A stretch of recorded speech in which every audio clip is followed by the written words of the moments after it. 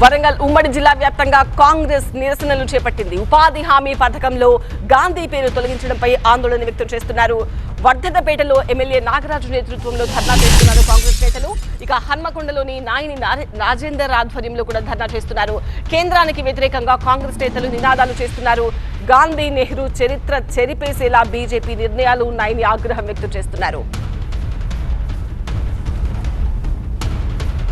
ఈ రోజు బీజేపీ చేసే కుట్రపూరితమైన మోసం పూరితమైన వాగ్దానాలతోని ఓట్ చోరీతోని రాజ్యాంగాన్ని చేజిక్కించుకొని ఈరోజు మోడీ అనే ఒక గాడ్సే రెండో గాడ్సే లాగా తయారైన బీజేపీ ఈరోజు మహాత్మా గాంధీ లాంటి శాంతి దూత ప్రపంచాలందరూ కూడా వారిని ఆదర్శంగా తీసుకునే మహాత్మా గాంధీ యొక్క పేరును ఈ ఎన్ఆర్జీఎస్ దాని నుండి తొలగించడం చాలా సిగ్గుచేటు. బీజేపీ నాయకులారా, ఖబర్దార్, మీరు ఇలాంటి చర్యలు గాంధీ పేరును తొలగిస్తారేమో కానీ గాంధీని మనుషుల నుండి, ప్రతి భారతీయ మనుషుల నుండి తొలగించలేరు. భారతీయులకే కాదు, యావత్ ప్రపంచ దేశంలో గాంధీ మార్గమే గొప్పదని చాటి చెప్పిన గొప్ప మహానాయకుని పేరును తీసి ఈ రోజు జీ రామ్జీ అనే పేరు పెట్టుకోవడం చాలా సిగ్గుచేటు.